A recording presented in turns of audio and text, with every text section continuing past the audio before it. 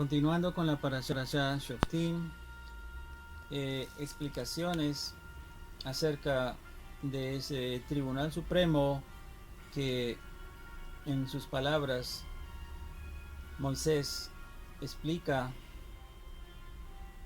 cuando las palabras de Moisés dice cuando no puedas distinguir entre sangre pura y sangre impura.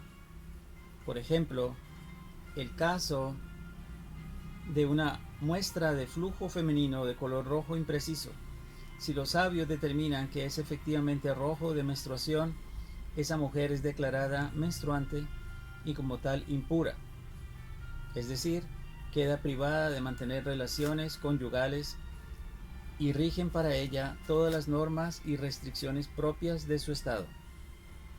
De lo contrario, los sabios pueden declarar que se trata de sangre pura y entonces las leyes de la menstruación no rigen para esa mujer en ese caso. Cuando las palabras de Moisés dice cuando haya desacuerdo entre los sabios en tus ciudades, se refiere al caso de que los sabios de la ciudad opinan de una manera diferente respecto de determinado asunto, por ejemplo, si determinada afección es pura o impura, o si tal persona es culpable o inocente, etc. También cuando las palabras de Moisés dice deberás ascender al lugar que escoja Hashem. De la expresión del verso ascender derivamos que el Beit HaMikdash, o sea el gran templo de Jerusalén, es el lugar más alto de todos, pues siendo que la tierra es esférica, se considera que el Beit HaMikdash está ubicado en la parte superior de dicha esfera. Cuando las palabras de Moisés dice sacerdotes de la tribu de Leví, esta expresión asociada con el concepto de justicia indica que debe procurarse que entre los miembros del Sanedrín, corte de justicia, se cuenten sacerdotes y levitas. El verso debería leerse entonces: deberá presentarse ante los sacerdotes y levitas y demás miembros de la corte de justicia. Según el Ramban en Yad HaZakah, Sanedrín 2.2, hay una explicación. Alternativamente, la relación entre el sacerdocio y la corte de justicia puede entenderse en el sentido de que esta última está en pleno ejercicio de su autoridad solo cuando también el sacerdocio está en pleno ejercicio de sus funciones. Esto es cuando el gran templo de Jerusalén está en pie.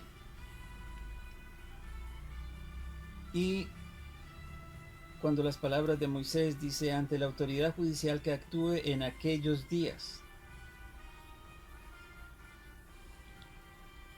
La expresión en aquellos días alude a que uno debe someterse a la autoridad vigente en su época, por más que no esté a la altura de las autoridades de épocas anteriores.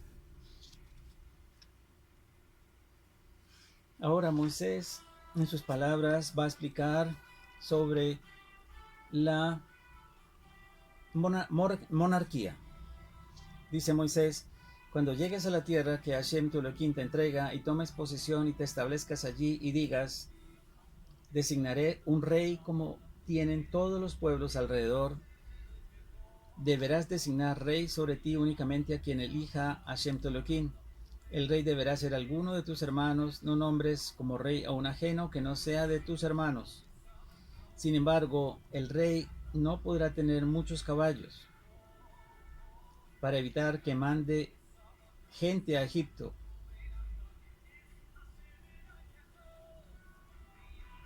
Para incrementar su caballería, pues Hashem les advirtió: nunca más vuelvan por ese camino. Se refería al camino de regreso a Egipto. Tampoco deberá tener muchas esposas para evitar que se descarríe su corazón, ni tener demasiada plata u oro.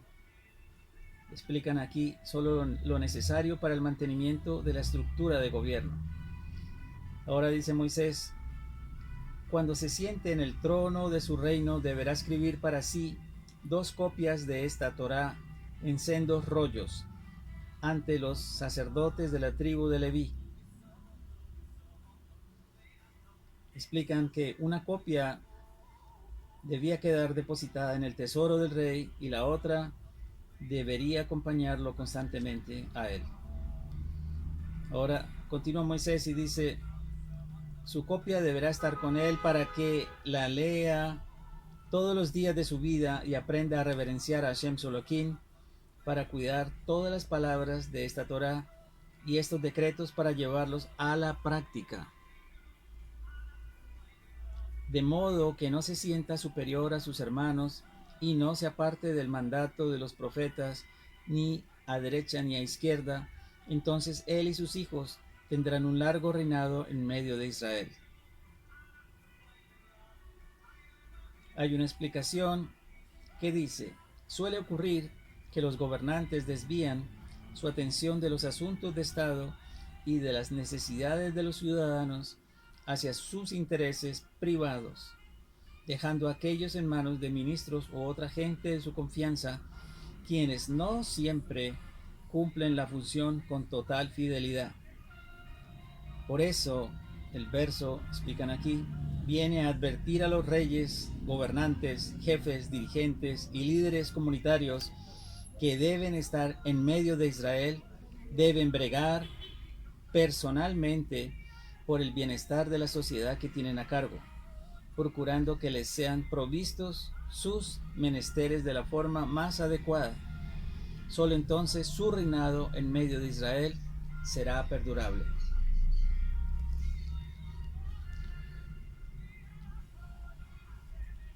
Cuando las palabras de Moisés dice deberás designar un rey, explican el propósito interior de este mandato es transmitir al pueblo el concepto de la reverencia al bendito Creador y la subyugación a él, porque siendo que el rey es designado por mandato divino más que por decisión del pueblo, resulta que él mismo está subyugado y entregado a su mandante, o sea, el bendito sea, de modo que cuando el pueblo se somete al rey designado, se somete por su intermedio al Rey Supremo.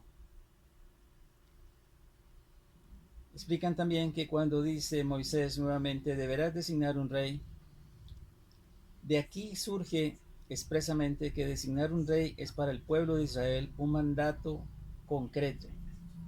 Ahora hay una pregunta, pero entonces, ¿por qué el profeta Shmuel o Samuel se encolerizó cuando los israelitas pidieron uno? Ahora la respuesta: porque al pedirlo se vieron inspirados en el deseo de imitar a los otros pueblos de la tierra, más que en obedecer el mandato divino de designar un soberano. Ahora, en cuanto a las palabras de Moisés cuando dice tampoco deberá tener muchas esposas, explican, podrá tener más de una. Estaba permitido la poligamia, pero no más de 18, pues el rey David tenía 6 esposas, y el profeta Natán le dijo: si son pocas, incrementaré para ti tantas y tantas, o sea, 2 veces dicha cifra, lo que hace un total de 18. Cuando las palabras de Moisés dicen el rey y sus hijos tendrán un largo reinado, explican, si el hijo del rey es idóneo para gobernar, tiene prioridad sobre cualquier otra persona para suceder en el trono real a su padre que haya fallecido. Ahora en el capítulo siguiente de la Parashat Shoftim explica las palabras de Moisés acerca de los donativos a los sacerdotes. Dice Moisés: los sacerdotes levitas, toda la tribu de Leví, no tendrán parte ni herencia en la tierra con los demás israelitas. Ellos comerán de las ofrendas de fuego para Hashem, y de su herencia no tendrán herencia territorial entre sus hermanos. Hashem es su herencia, tal como les dijera. Esto es lo que le corresponde a los sacerdotes de parte del pueblo, de parte de los que ofrecen un sacrificio, ya sea del ganado mayor o menor. Al sacerdote deberán darle la pata delantera derecha, la mandíbula inferior y el estómago. Deberás entregarles también los primeros frutos de tu cereal, de tu vino y de tu aceite. Esto era la ofrenda terumá para los Kohanim, explican. Y dice Moisés: y también la lana de la primera esquila de cada año de tus ovejas. Esto es porque Hashem tu Elohim lo eligió a él, al sacerdote, y a sus descendientes entre todas sus tribus, para que estén de pie, llevando a cabo el servicio en nombre de Hashem todos los días. Un sacerdote de la tribu de Leví, independientemente del lugar de Israel en donde viva, puede ir al sitio que elija Hashem, y una vez allí puede oficiar en nombre de Hashem Soloquín, como cualquiera de sus compañeros de la tribu de Leví que estén allí, ante Hashem. Todos ellos comerán iguales porciones. La única excepción son aquellos sacrificios cuyos derechos se dividieron sus ancestros. Explican aquí, en referencia a la época del rey David y al profeta Shmuel, cuando se instauraron los turnos de servicio de los sacerdotes, cada semana, por ejemplo, oficiaba un equipo diferente de sacerdotes.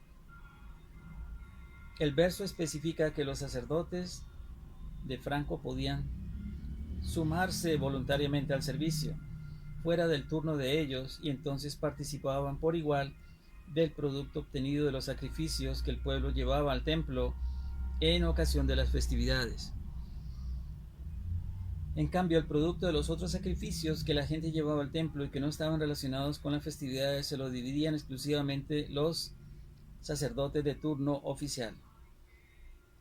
Los turnos fueron asignados en épocas del rey David y de Shmuel, y el derecho a oficiar en cada uno era hereditario.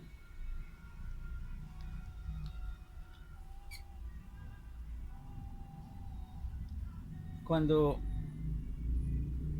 las palabras de Moisés dice acerca de esos primeros frutos, la parte de la cosecha anual destinada a los sacerdotes mencionada en el libro de Bamidbar, capítulo 18, explican que los generosos entregaban una 40ª parte, los avaros una 60ª parte y los intermedios una 50ª parte. Y acerca de la primera esquila se debía entregar la lana de la esquila de 5 ovejas.